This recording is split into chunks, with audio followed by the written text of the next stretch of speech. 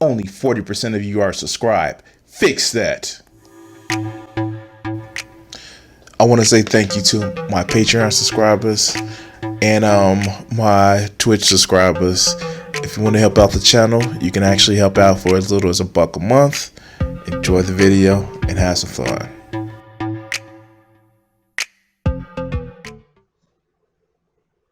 So about a week ago, I did a "What Do You Mean" video talking about how what was that video talking about? How he like shit on like Kim Kardashian and Pete Davidson and shit like that. And I thought this was just like, of course, I heard another Christian apologist talking about how certain things are wrong and have the hangups with sex. And it's funny, I've actually met a few Christians that have hangups with sex, but I've had a few Christians that feel that sexual expression is something that they should never be ashamed of. And like, yeah, like I like that a lot of people are becoming more progressive, because if we have this type of way of thinking about things, then like, yeah, yeah. All right, let let's hear this shit out, shall we? All right, let's go. Last year, Will and Jada Smith had a public conversation in which they talked about how their marriage was almost over, and it was at that time that Jada had an affair with the young rapper. Yeah. All right, okay. All right, so back the fuck up. Let's have this conversation. Um, a lot of people point out that it was Jada who almost ended the marriage and shit like that. Like, they also admitted that Will was fucking around. We have had rumors for years that he was fucking around, and not just with women. That like there are rumors that Tisha Campbell was like, "Yeah, Will was fucking my husband" and shit like that, and I'm like, okay, but like, yeah, no, this is of course blame the woman, just like he did the last time, because Christians. All right, let's go. I really felt like we could be over. Yeah, no, we were over. Now, during the interview, Will seemed to be visibly hurt by the situation, but this year, he's expressed his contentment and his approval of it. In a recent interview with GQ magazine, Will talks about how him and Jada... Damn, he look old as shit now. I'm sorry, he look old as shit. All right, let's go. now have an open marriage where they're able to sleep with other people, and how for them, keeping the marriage open is the highest form of love. In this video, we're... This is so immature. This is so immature. This is so motherfucking immature. Yeah, he is a Scientologist, but this is so immature. Oh my god. Okay. Maybe because I may be part of a few playground groups. Sliders, monkey bars, swingers. Maybe because I know a couple of people in those groups that I'm just like, and so, like, the fuck? Okay. Let's go. We're going to talk about what they claim the problem was in their marriage, how choosing an open marriage is supposed to solve that problem, how, ironically, I can relate to their problem, and why I... Do tell. Okay. I will never make it through this video if I keep stopping. I came to a different solution than they did. Now, referring to their open marriage, Will said, "We have given each other trust and freedom with the belief that everybody has to find their own way, and marriage for us can't be a prison. And I don't suggest I wrote for anybody, but the experiences that the freedoms that we've given one another and the unconditional support, to me, is the highest definition of love." So Will... Yeah, he said he can relate to an open marriage. Okay, let's go. Wait. Okay. I feel like there's some context needed here. All right. So context needed. Having a threesome will not save your marriage. Having an open marriage will not save your marriage. Being a swinger will not save your marriage. What will save your marriage is communication, counseling, empathy, truthfulness, trust. That's what saves your marriage. Now, in healthy relationships, or in healthy poly or swinging or open relationships, those things are requirement. But like I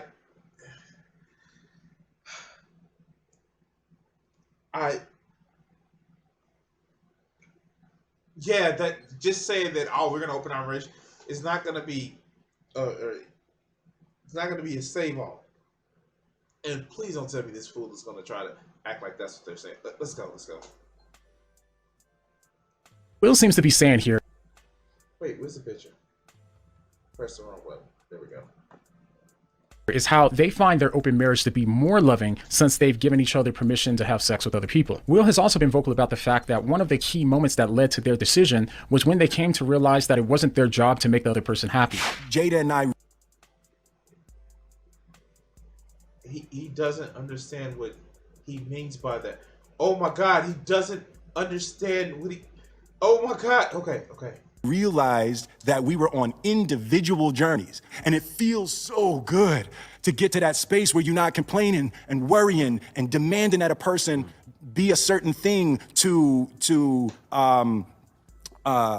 sort of satiate your ego deficiencies. You know, It is not your responsibility to make your wife happy, right? Just like it's not my wife's responsibility to make me happy. It's Oh, okay. He doesn't get what somebody would say this. Okay. Let's go. And this looks like it was like 20 years ago and shit. Am I wrong? But don't this look like it was like 20 years ago? Okay, let's go. my responsibility to make me happy, and it's her responsibility to make her happy, and then we're gonna come together and build He said they're gonna come together. Okay. All right. Let's go. on that happiness. I think from these interviews and also from other interviews that we won't play here, we can start to not only understand what they understood to be the problem in their marriage and why they chose an open marriage as the solution, but we can also start to understand ourselves better when we find ourselves experiencing similar problems. Let me explain. So when All right. So here, no, I get what he's actually saying. Okay. So let's actually just have this conversation. Come on, you and I, we're about to have this conversation. And you've actually heard me say this before. And if you haven't heard me say this before, then we're gonna have a heart one-on-one. Me and there's no other people watching. It's just me and you, whoever's watching this later back on YouTube. And like this goes for like if you're an incel and shit like that, yeah, this will work for you too. All right. So if you get a partner, they're not your other half. You are a complete person. You are a complete person. And having a partner, having a wife, husband, boyfriend, girlfriend, non-MB partner, or MB you know what I mean. We're having 3 or 4 of them. No matter how many you have, it's not going to make you happy until you make sure you know what makes you happy and give you that self-confidence in yourself to find happiness in yourself. Not in some new age bullshit, but in finding contentment in who you are. If you don't like who you are, knowing that you can work to change it. No amount of sensual, sweat, hot, loving, throbbing sex would ever resolve that. No amount of that would actually resolve that. What will resolve that is self-work, counseling, and looking for self-improvement, and not that bullshit, Jordan Peterson shit. Like literally, like, hey, I need goals, I need steps to actually orient and help with my mental health because we live in a society that doesn't prioritize mental health. That specifically will help you be somebody that's not only want to use happy, I will use content on who you are on your personal journey. So that's what I want to share. That your partner's responsibility is not to make you happy or justify your existence. Justify your existence. They're there to offer you comfort, to offer you support in your journey to grow yourself. That's my TED Talk. And let's get back to the video. I think about it, when you go all the way back to the beginning, it seems that Will and Jada started their marriage with an assumption that most of us millennials also have about marriage. And that's the assumption that marriage is fundamentally about happiness and being happy. As this situation starts... I Wait, what? Wait, run that back again. Marriage and why they chose an open marriage as the solution, but we can also start to understand ourselves better when we find ourselves experiencing similar problems. Let me explain. So when I think about it, when you go all the way back to the beginning, it seems that Will and Jada started their marriage with an assumption that most of us millennials also have about marriage. And that's the assumption that marriage is fundamentally about happiness and being happy. What is it about? I'm so confused. I have so many questions. All right, let's go. As this situation starts to get played out, it goes something like this. It starts when we begin to date someone and we realize that they make us happy. And because our happiness is so profound, we decide that we want to marry them in order to secure that feeling of happiness. Now, of course, we expect to have some tough times here and there, but overall, we expect to be pretty happy. So when we start our marriage off with the assumption that marriage is ultimately about happiness, then we go into the marriage with the expectation that by getting married, the other person has basically signed up to have an overall happy marriage with us. But nothing he said is incorrect. I mean, like, I know we were raised off of the generation of, more than just millennials, raised off the generation of happy-go-love story and all that other good shit, Disney and shit, that goes back to the romanticism movement. Matter of fact, I want to go kill the romanticism movement and, like, burn it with fire, because I hate romanticism. Okay, let's go. But the millennial generation is not the only generation to actually feel this way. Because, you know, technology allows everybody to say what they want right now. So it's not just millennials, it's not just Gen Z, but those Gen X motherfuckers and the boomers did too. When they made divorce easier, a lot of people left their marriage, as they should have the right to. You dumb fuck. Well, all right, let's go. as the marriage goes on, the fairy tale starts to fade and we find ourselves having more bad times than good. At first we figure that it's probably just the season, but the bad times outweighing the good times starts to become the new norm. And that's the point where Will and Jada found themselves, and to some degree, they were fortunate to come to that point. It's not my wife's responsibility to make me happy. Okay. He's gonna come up with some super religious bullshit. Let's go. Let's go. They were fortunate because they started to come to grips with the fact that if they decided to wait for their spouse to make them happy, then they may be waiting forever. The more that they relied on each other for their happiness, the more misery that they experienced. This is not untrue. So where's the conflict? Why are you making this video? All right, let's go. But it's what they chose to do with that realization that's the interesting part. So after they came to the realization that it wasn't their job to make the other person happy, they started to come to the conclusion that it was their own job to make themselves happy. Oh, wait. If he gets in that, you can only be happy through God. Okay. Like, oh my God. Please don't tell me. We can only find happiness through Jesus. Jesus comes inside of me. Okay. I can't. Hopefully this is not where he's going. I hope that this is not where he's going. I mean, like, granted, like, the Bible does give permission to have for a man to have more than one wife. But okay, let's go. It's my responsibility to make me happy, and it's her responsibility to make her happy. But from that conclusion, the next natural question is, how are they supposed to make themselves happy? You can only get so far by talking to your... It's gonna be God. It's gonna be God, right? It's gonna be God. Okay, let's go. Yourself and trying to make yourself happy. So it would seem that the spouse could come in to help, but they already decided that they weren't allowed to go to their spouse in order to find happiness. No, that's not what he said. That's not what he said. That's not at all what he said. Okay. What's up with Christian and dichotomies? Like, okay, let's go. Happiness. So since they couldn't go to each other to find happiness, they both separately decided to go outside of their marriage and cheat in order to make themselves. It's only cheating if no permission is given, or if it's like, oh my God, okay.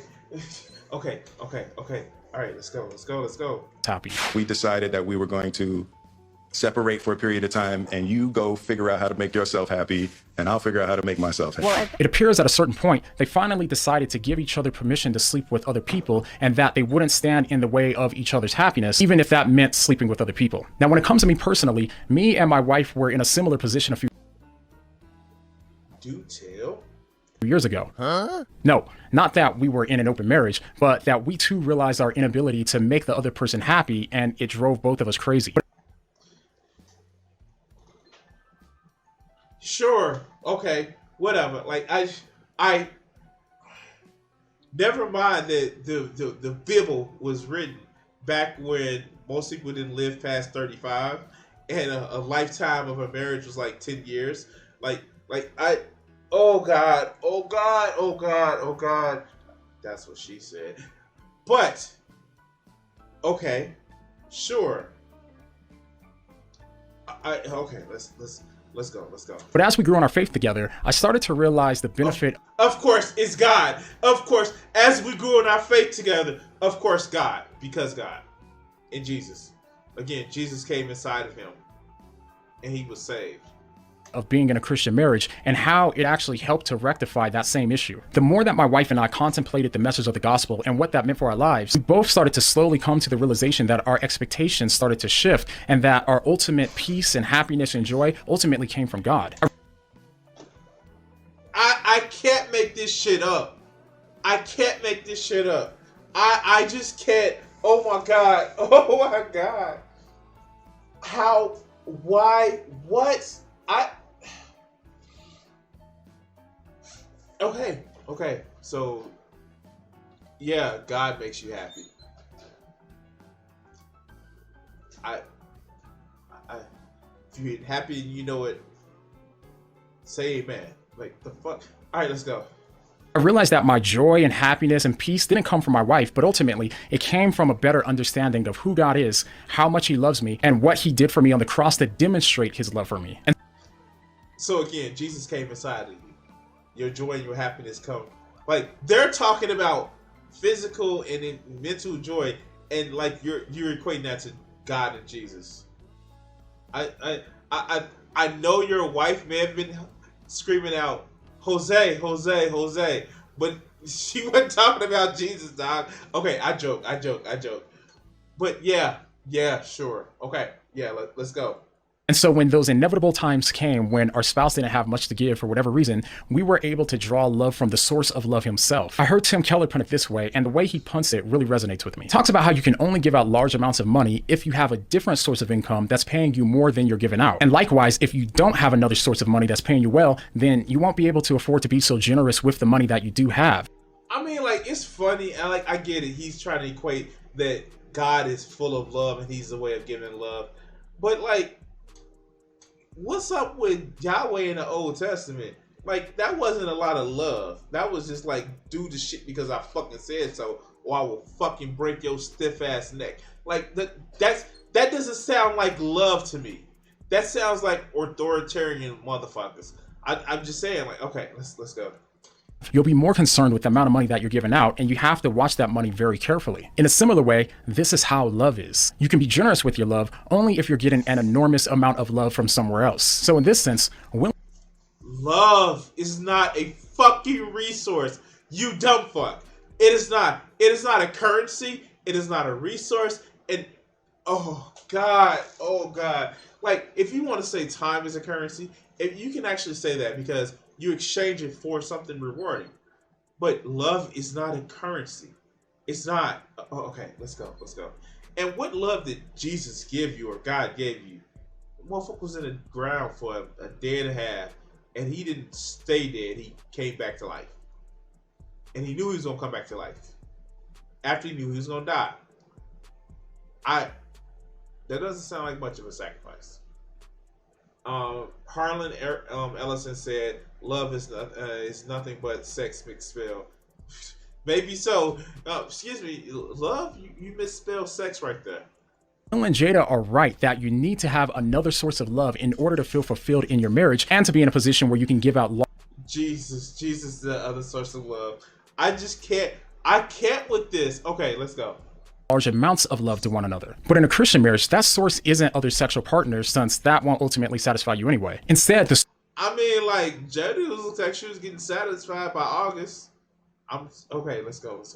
Source is the very source of love himself. And it's because of this that in a Christian marriage is not ultimately about happiness, but instead it's about the commitment to mutually agree to self-sacrificially serve one another, whether there's any feelings of happiness there or not. True.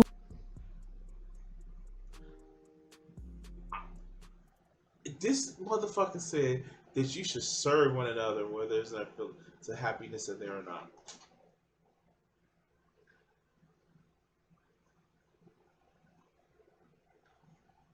Okay. Yeah, sure. Mm. But Jesus came inside of her. Now he loves her. Let's go. True love isn't just serving your spouse when they make you happy, but instead, it's serving them self-sacrificially even when they don't. And this is made so much easier if you realize... You know, this actual reason that he's using right now has been used to keep women in abusive relationships to the point where afterwards they're dead. Oh, God. Oh, God. Okay. Screen capture. My screen capture game is super tight. Oh, right there.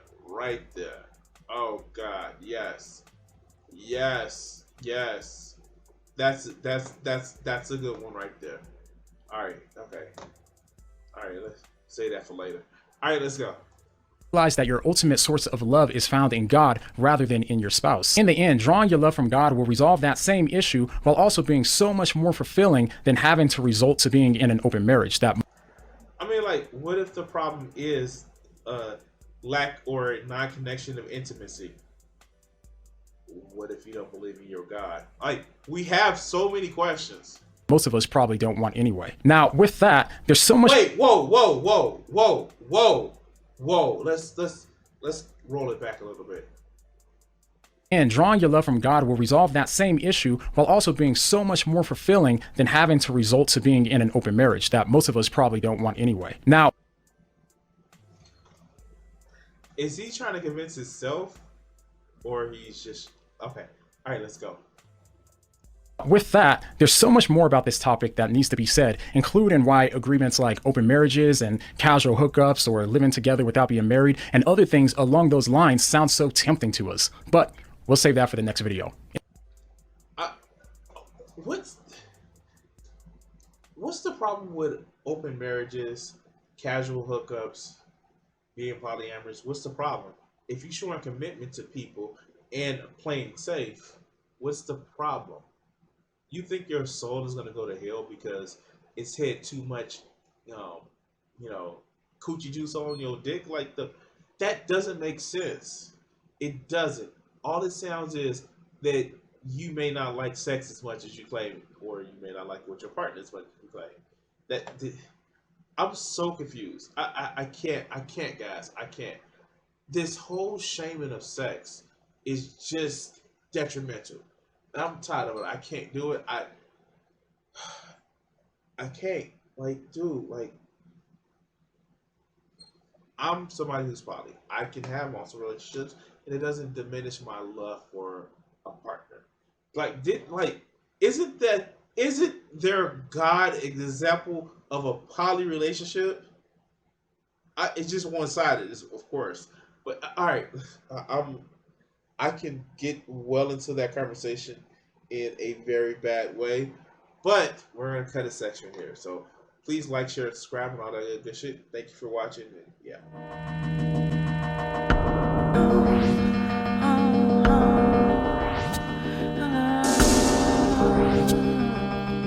If I gave myself the power, where would I be? Was I